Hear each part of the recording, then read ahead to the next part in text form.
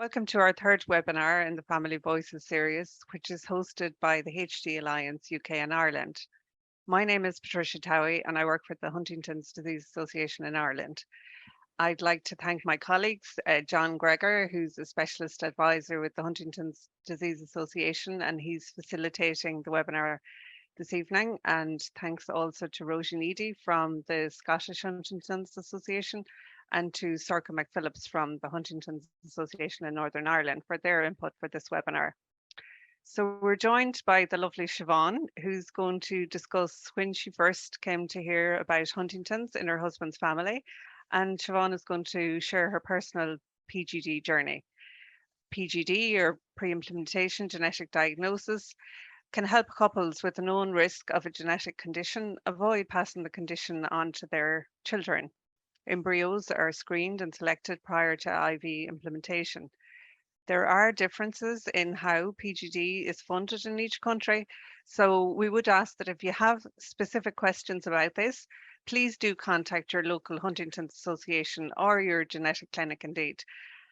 So Siobhan will speak this evening about her journey. So I'm going to hand over to Siobhan now and we'll get started. Thank you, Siobhan. Thanks, Patricia. Hi, everyone. My name is Siobhan. I live in Ireland with my husband, Steve, and my two gorgeous 8-year-old children. And my husband has a 50% chance of having Huntington's disease. My children do not have Huntington's disease. And as Patricia said, that's because we went through the PGD process. So I suppose if I go back on how HD came into my life, it was about 20 years ago. I was in my early 20s and I went down to spend a weekend with my boyfriend, then my husband now, his family. We used to spend a lot of weekends with them. So I remember walking into the kitchen and I said, "Oh, where's your dad?" And I was just told, "Shush, shush." And a while later then, my husband told me that his parents had split.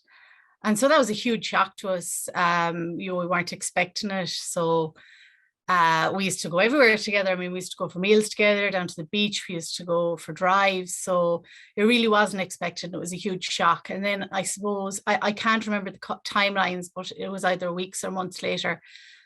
Stephen's dad rang me at work.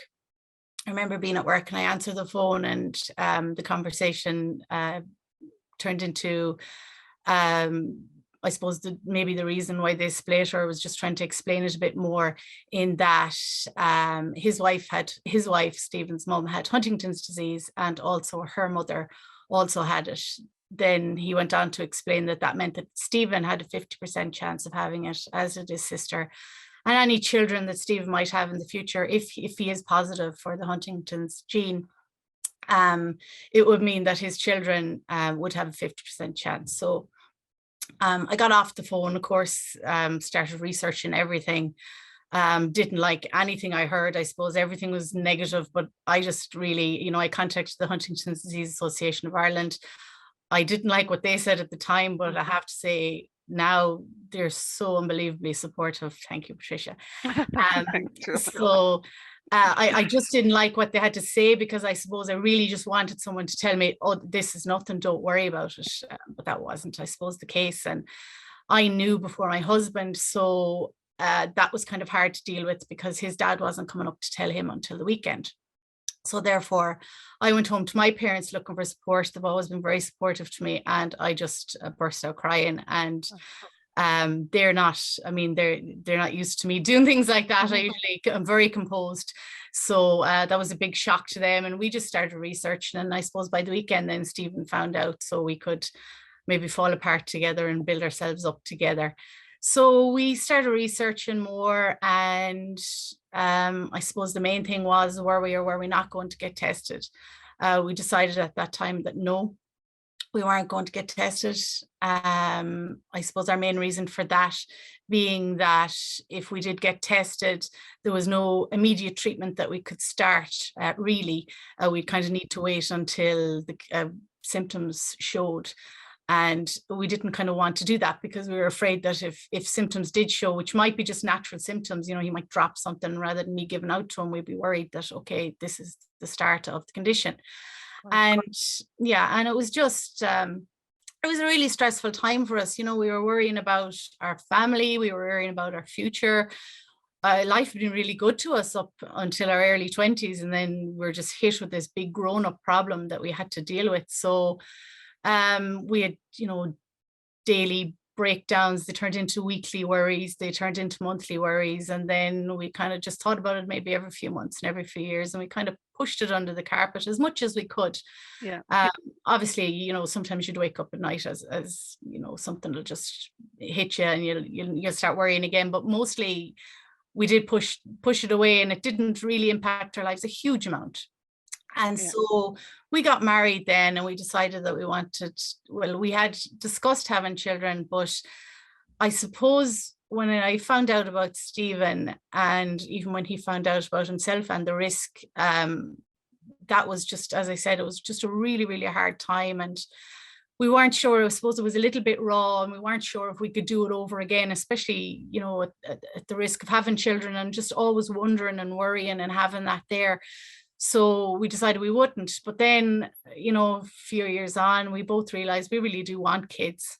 Yeah. I wonder, is there anything we could do? So I went to speak with my GP, my local doctor, and she was really knowledgeable and really, really supportive to us. And she mentioned PGD. And I said, okay, this sounds great. So I started researching. I left again and I started researching all around Ireland, and PGD wasn't available in Ireland at the time. So that wasn't an option for us. So then I looked in the UK and I looked in Spain, and I found clinics there, and I asked them, you know, did they offer PGD? And they said they did. And I said, oh, this is great. And I said, well, here's the catch or the story, I suppose. We don't want to know if Stephen has HD. We don't want to know if he has that gene. So therefore we want you to do PGD. Obviously test Stephen. We want you to do PGD, but we don't want to know the results. And they said, no, we can't do that. If we're doing PGD, if we're going testing, genetic testing, we have to give you the results. So that wasn't going to work for us. So I kept looking for clinics, and we found a clinic in the Czech Republic. And so I rang them and I said, okay, this is the story. And they said, yes, we can absolutely do that. So they gave me an English speaker 24/7 that I could contact. And I was able to contact them then with any questions, any little wobbles I had. I could either contact them by phone or I could contact them by email, which is a great help. And I suppose it was hard because, you know, it is a medical procedure. Like I didn't have fertility problems, well, none that I was aware of. So it wasn't the IVF or the PGD, but it was actually having to leave my hometown, leave my country to go somewhere I don't know, and, you know, to go through this process. But and a language you didn't speak, well, even though you had an English coordinator, but still you had to negotiate all of that. Exactly. And it's, you know, medical procedures can be kind of scary, and then you're in a different country and everything is unfamiliar, and you're going back to a hotel room rather than your own surroundings. And, you know, it's I suppose it's a little bit difficult. But I have to say, I checked all the reviews. I checked a lot of forums where people were talking about IVF and PGD, and this clinic was getting absolutely great reviews. And from my experience talking back and forth with them, they seemed really good. So we decided we'd proceed with that. So the process was, I had to find, so again, it's all kind of pushing back to me. I had to find a doctor that would give me a high-tech script, so a high-tech prescription. A local doctor, a GP, weren't able to provide that script. It was a higher level. So I had to go and find a fertility doctor in Ireland that would do that for me. And so I tried so many of the doctors, but of course they didn't want to give me a prescription. And obviously, you know, they didn't want to do that. You know, they wanted me to go through the cycle with them. And I was trying to explain, I can't, PGD isn't available in Ireland. You know, this is what I need. I finally found a doctor that would support. So that was great. Got my prescriptions. And then the next thing was I had to find a clinic that would scan me weekly. So the reason for that, that's the IVF process. They'll scan you weekly. They'll check the lining of your womb. They'll check how many eggs, and all that information has to be filled out on a sheet and emailed back to the Czech Republic, to the clinic. And they'll check. So I'm weekly finding these whoever will do this scan, you know, it's not just as simple as I want a scan and going rocking up to my local hospital, you know, it's finding someone who will commit to doing that for me and commit to filling out the sheet. So I found that person as well. I'm very grateful to them. And we got the documents filled in, and then every time we filled in the document weekly, we would send that back to the clinic, and the clinic knew then at a certain time when to tell us, okay, we need you over here Friday, for example, book your flights, get over here.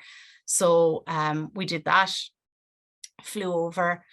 And I just remember walking up to the clinic actually, and my husband turned to me and he said, thank you for doing this. And that was just such an emotional moment. I didn't realize, I suppose, what it really meant to him. And you know, I was doing it for us, I was doing it for our future children, and I didn't realize, I suppose, you know, the impact it was having on him, and you know, that he was so grateful for this, but this was for us, and it was just lovely. And it sounded like you were the one that did a lot of research as well, so you should have been thanked for that. Yeah, true. But you know, there were some funny moments, I suppose. The IVF process, you know, I'm terrified of needles, so you have to inject myself every day. But it was funny, it took me probably a good few hours to do the first injection, but it's a small little pen, and actually I realized that if you even touch your skin, it disappears. It's that thin, like it really, you don't even feel it or see it. It's so sharp and so thin, and that was fine. But towards the end of the cycle, you have to give yourself 2 injections, and they're not small, and I just couldn't do it. I couldn't just push through. No, I'm afraid of needles, and just no. And so I was sitting on the bed in the hotel room probably the night before we were supposed to go to the clinic, and I was trying to do it, and I just said, I can't. I said, I just can't do it. You're going to have to do it for me. And so he did. And of course, anytime he came near me with the needle, I'd let her roar and he'd jump.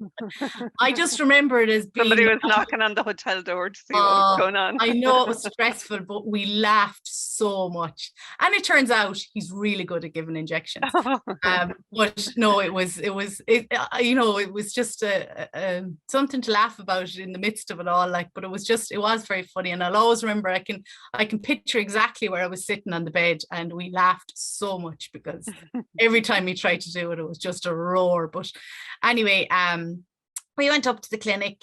The clinic was absolutely amazing. It really was. They were all so very supportive. The process took about probably maybe 10 minutes, and then I was leaving, and that was like, wow, 10 minutes. What? Yeah, it was really strange. Had the nicest berry tea that I've never been able to find, and a chocolate bar, and then off I went. And it was really hard to wait the 2 weeks. You have to wait 2 weeks to find out if you're pregnant. Okay. Now, I'm going to admit this for the first time, but I checked after 7 days, and there was a tiny faint line and a pregnancy test. So, but you know, we were very lucky. We have twins. We have a boy and a girl, and they're the most wonderful children. And I suppose I'm so grateful that I know they don't have the gene.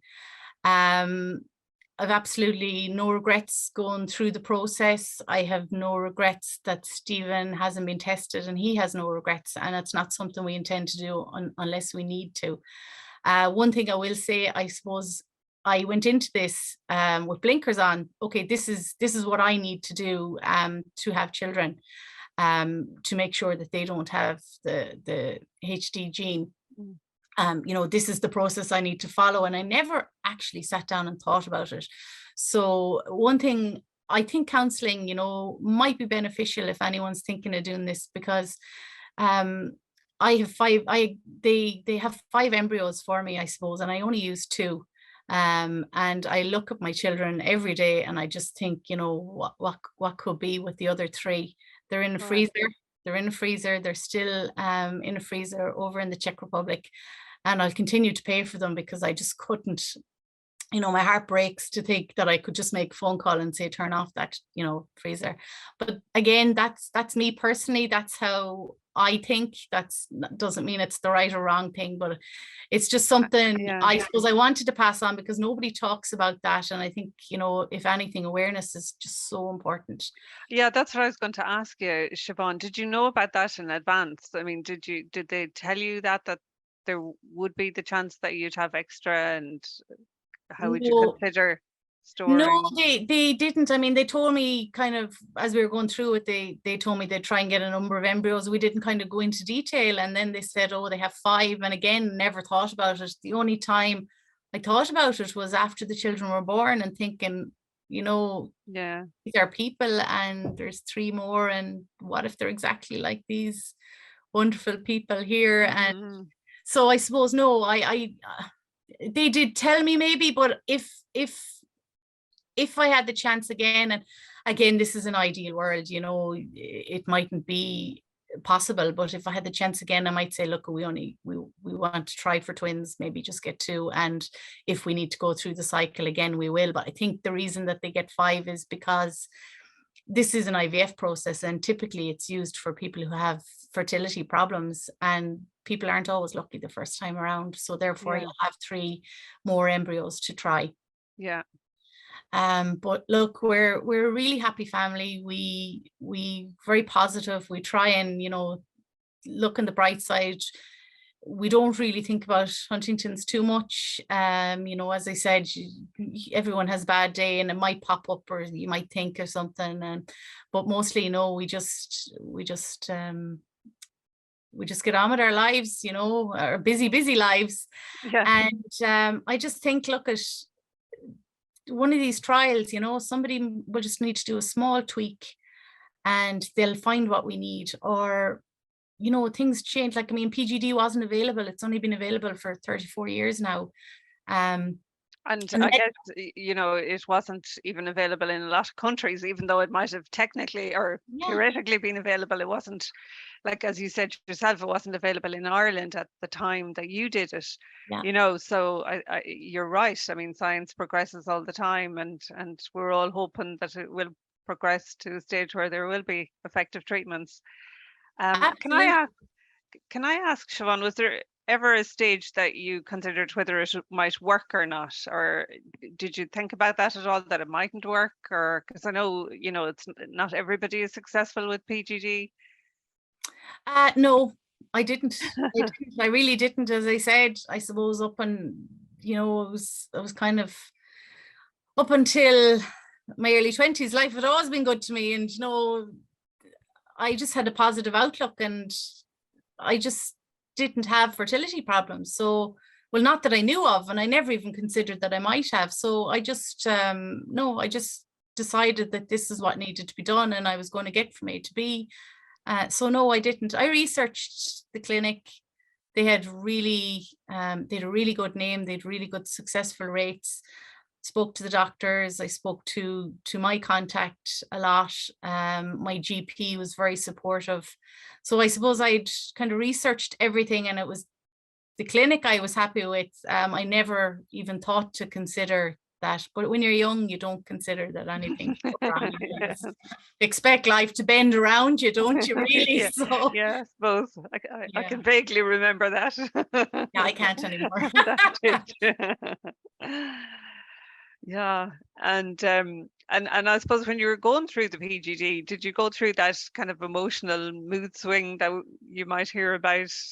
Like, did you find that you had a lot of mood swings, or did you find that difficult at all? I'd say no, my husband might tell you different. I don't think so. I really don't. I suppose it might have brought all the emotions back while we were doing it, but Mhm. apart from that, no. Again, as I said, I kind of went in with the mindset that this is something I need to do. It's in my head, it wasn't really IVF. It was just a small procedure that needed to be done to remove the gene, or the risk of having the gene. So no. Yeah. Yeah, that's very insightful. I'm sure, it's really good to hear about, your personal experience and your journey, and I'm sure it will be of use to other people. I just seen there in the chat that there is a Facebook group for people who, so the HDA have a private Facebook group for people who are thinking about going through or have gone through PGD. So I'm Yeah. sure that would be useful for anybody who wants to find out more. It's a private group, so um, It's great the, because, the as I link is said, there. I didn't even realize it was an option. It was only my GP brought it up. I wouldn't have ever considered it. And I suppose another thing to think about is PGD is available, but even to go through that process, it doesn't mean that you have to be tested. So if it's something you don't want to do, that it's still an option for you if you find the right clinic that will support. And I think that's hugely important too. And again, things mightn't be as difficult. I mean, it might sound like I had to go through a lot, I had to find my clinics, I had to find someone to do a scan, I had to find someone to do a script, but things have changed so much Yeah, in 9 years since, it'd probably be much easier for me now. And again, if you're not in Ireland, if you lived in the Czech Republic, it would have been so easy. So it's not, it's brilliant to talk about it. It's brilliant to get that out there, because I don't know what would have happened, I suppose, if my GP didn't tell me the PGD was available. I wonder, would I even have children today? Or would we have gone ahead? Or I really don't know. yeah, I never actually sat down to consider that. yeah. And I think genetic clinics are also much more aware of that option nowadays for people, and they can go through, all the different family planning options that are available. So, and genetic clinics provide that information, so it's good to contact them, or as I say, the local Huntington's Association as well, because it does vary quite a bit in each country what's available and what's funded. um but yeah, um it is no doubt. I mean, you made it sound easy, Siobhan, but I'm sure, it is not that easy. And then there's the cost of it as well, and obviously flying abroad and stuff like that. So, I guess, we'd encourage people to do research and to find out what is available in your local area. And, you know, um, Absolutely, because I mean, if you looked at it, I suppose at the time, you might have seen that, okay, by me going to the Czech Republic, if I was going through the IVF process in Ireland, to compare them, it might have been a third of the price. But by the time you pay for your flights and your accommodation and your food and everything, and obviously the stress of being outside of your own comfort zones, it's definitely something to consider. yeah, absolutely. And, if you do need that support to your social circle or your family around you while you're doing it, it's easier, I suppose, to do it in your own country. And, at least now it is available in Ireland. Unfortunately, it's not funded, so it's still private. But yeah, people can find out more about it and what's available in their local areas. I'm just looking at the chat there, and um, there's a question saying, were you stressed as you were doing your research and then going through the treatment? Was there anyone you could talk to, or who did you talk to about it? I know you said your family was always very supportive. Was Yeah, was my it? family are amazing. And Stephen's family are amazing, and Stephen's amazing. So, and I have really good friends. I'm a real fan of open communication. So, um, I guess I probably was stressed a little bit. The stressful thing was trying to find someone that would help. Trying to find Yeah, these people to give me a prescription and not try and pull me into their clinic and try and get me through a process there, which just didn't suit me, or it just wasn't there for my needs. And it was stressful not to be able to get PGD in my own country. So yeah, all that, I suppose when I think back now, it was stressful, but for me, it was just getting through a process. It was just something I needed to do. So I just worked on that. And everything worked out in the end. I was taking it one step at a time. I get my script now. I'll find a person to do my scan. I will book the flight. And so once, I suppose traveling, yeah, that was a little bit stressful, and then finding your hotel, and then finding where the clinic is in relation to the hotel, and how do I get there, and what do we eat? They put sugar in their spaghetti bolognese. Yeah. So that was an experience. But no, seriously, stressful. Yes. I mean, it's 9 years ago. It's very hard for me to kind of bring myself back there. As I said, I was terrified of needles. That was hugely stressful for me. I mean, I was sweating head to toe, holding a needle for about an hour. And I knew I was being silly, but I just couldn't do it. But I just took it one step at a time. I didn't kind of look at the bigger picture. And again, as I said, I didn't really kind of consider what I was doing. I just plowed through. Yeah. And as you said, I suppose you were just convinced that it was going to work, so you didn't have to think, how will I go through this again? I mean, that must be, I suppose, a difficult question for people who might have to go through a second cycle or whatever because it didn't work the first time. Absolutely. But I mean, the second cycle then, and that's where the extra embryos come in, I suppose. It makes it a lot easier. You don't have to do the injections or anything. It's just a case of, implanting the embryos. But yeah, very stressful. I mean, especially if the first time doesn't work, I can imagine. That'd be very hard. But look, I had my blinkers on, and I just decided, I had youth on my side, and that was it. And I was, this is how we were going to go ahead and have our children. And do you think your husband would have felt the same, or was he stressed by it, or do you think he did a good job on hiding that from you if he was? I think, and again, I thought he was just kind of coming along for the ride and everything was fine. But I think the morning we were walking up to the clinic and he kind of stopped me and he said, "Thanks for doing this." That spoke volumes. So yeah, he was very stressed. He was. Yeah. And I mean, the 2-week wait, or the 1 week wait, if I'm going to be real, was really stressful. I did find that hard. And it's funny because I never for a minute thought it wouldn't work, but you're waiting for a week then to see if it did. And it's just, that's really hard. Yeah. Yeah. But it did work. Patricia, there's a few things in the questions. Is it okay if I just put them to Siobhan? Would that be okay? That's great, John. Thank you. Yeah. So some of these are comments and some of them are questions to Siobhan. So we've got someone just saying, I think in reference to the thing we're talking about exclusion testing, someone's saying that in Scotland we can do exclusion testing PGD. And then someone's saying, when I went through PGD, there was no talk about it not working. So I agree that awareness and talking about the negative side of things needs to happen. So I think that's obviously when you talked before about maybe the things that you didn't, so maybe weren't made obvious to you about about the embryos, that maybe obviously that person there's sort of agreeing that need to get the full picture. Yeah. And I think that's really important.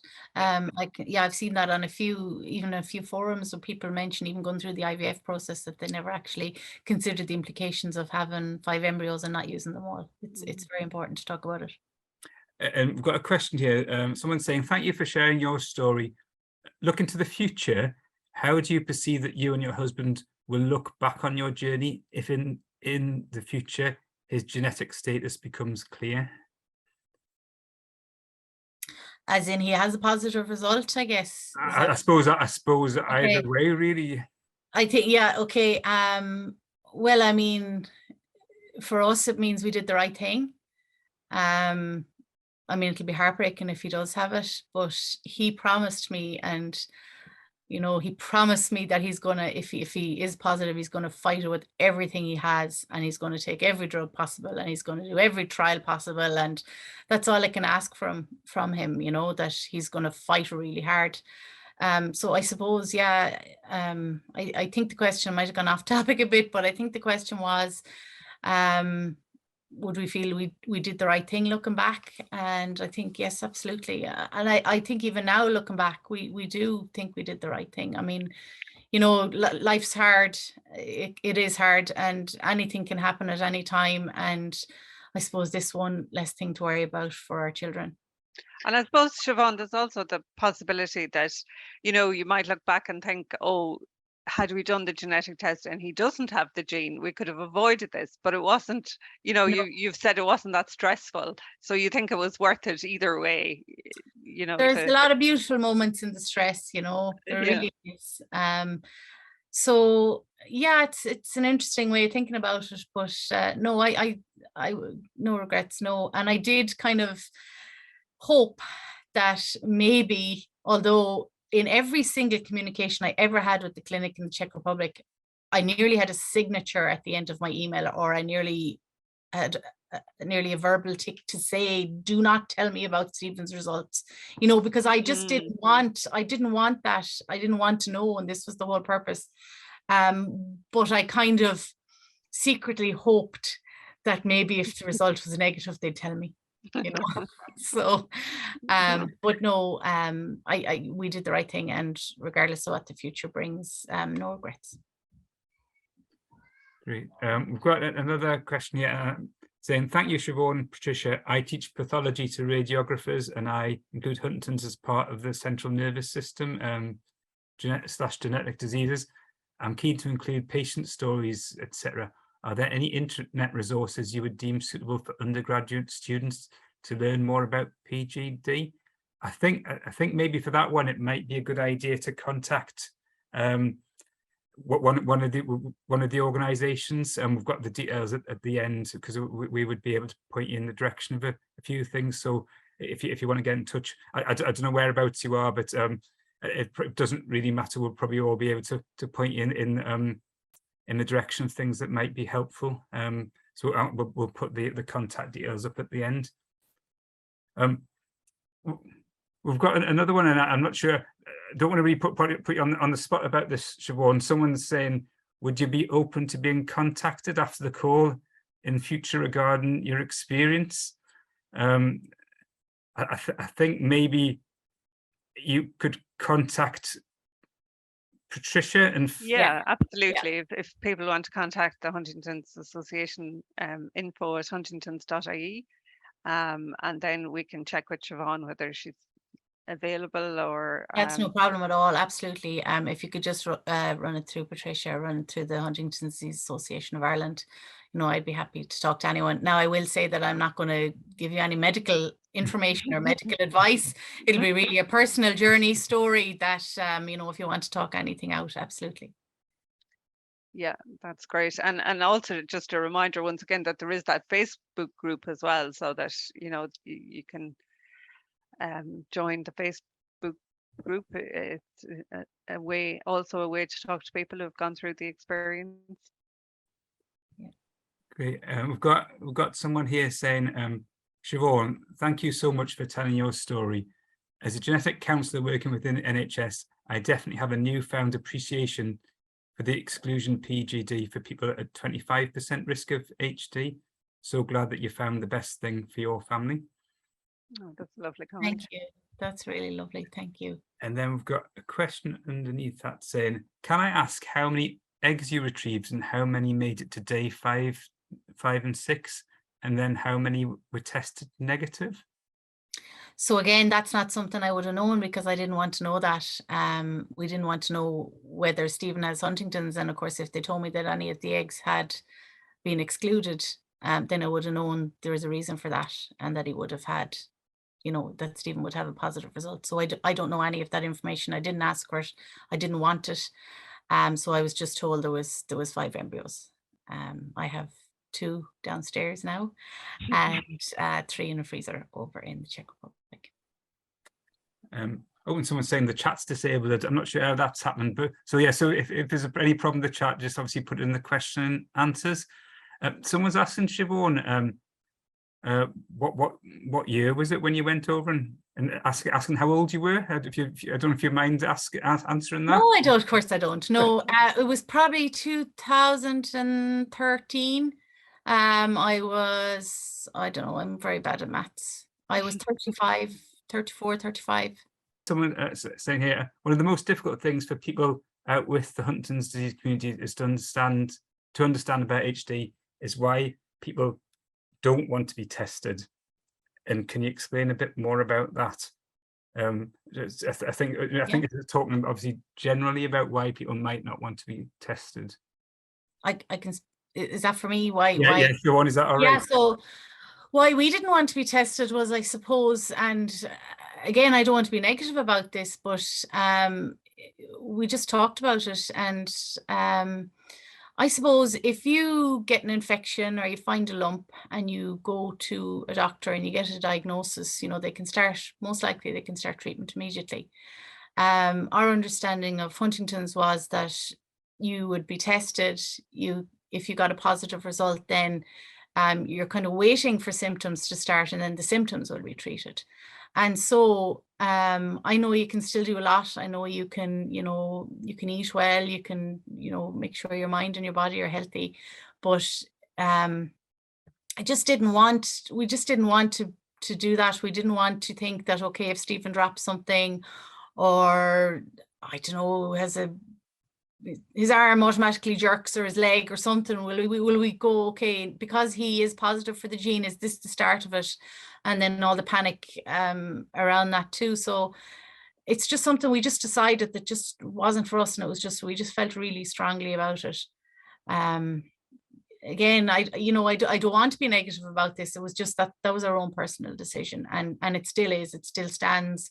Neither of us want Stephen to get tested. It's completely up to him. I mean, if he decides to get tested, that's fine. But for the moment, that's just not something that's for us, or that we want to deal with, I suppose. I'm just afraid that if we find out he's positive as well, that I'm just struggling to talk about this, because I just don't want to kind of hurt anyone else's feelings or kind of push my views on them. But I just feel like a lot of the hope that we have now would be gone. So we're hoping he doesn't have it, and we're getting on with life as a family, and we're just kind of keep on trucking and pushing it under the carpet and forgetting about it. We will deal with it if we have to, but and we do deal with it. Obviously, Stephen's family, it's in Stephen's family, but we're just not ready to deal with it in our own house yet. Yeah. Well, that's very much, what genetic counselling tries to convey, that it's very much a personal decision, and people can even go through the genetic counselling process and then decide at the end that they don't want to get their test result, and so it is very much a personal decision, and people make all sorts of decisions based on their own preferences, so it's important and very valid, I suppose, that people can choose or not choose to get tested. Yeah, and it's funny actually, when I first found out, so when I knew, say, for the 5 days maybe before Stephen knew, and I went home to my parents, and I broke down, and they were saying, well, would he be tested now? Absolutely, he's absolutely getting tested, because I wanted to know, and but it was when the dust settled and you actually sat down and thought about it. I suppose, yeah, it's the counselling is hugely important, because to me it felt like a grief process. I was really, really sad. I was really, really angry, and even went through a bargaining phase where I thought, you know what, he looks exactly like his dad. He doesn't have his mother's genes at all. And then you're thinking, okay, he's male. I bet you males don't have 50% chance. And you go on to Google, and of course that would prove you wrong. And but look, it was a complete personal choice. That was our choice. It doesn't mean it's the right one. It does mean it's the right one for us. Yeah, absolutely. Yeah, there's just a couple of comments here. Someone just saying, not being tested, living in hope. We won't let it rule our lives, which is sort of, I suppose, echoing a little bit what you're saying, Siobhan. And also someone else is saying, great to know about the Czech Republic clinic. We've been doing an awful lot of research into where the PGD process is recommended. Siobhan is a breath of fresh air. Thanks, Siobhan, for sharing. Thank you so much.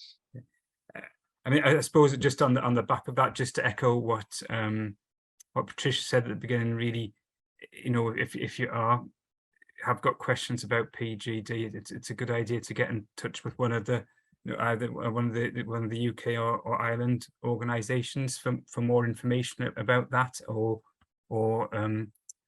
your local genetics clinic. Obviously, they can provide lots of information that can help in making those decisions. Well, can I just say that anyone who has gone through the journey, I really hope you're as lucky as we are.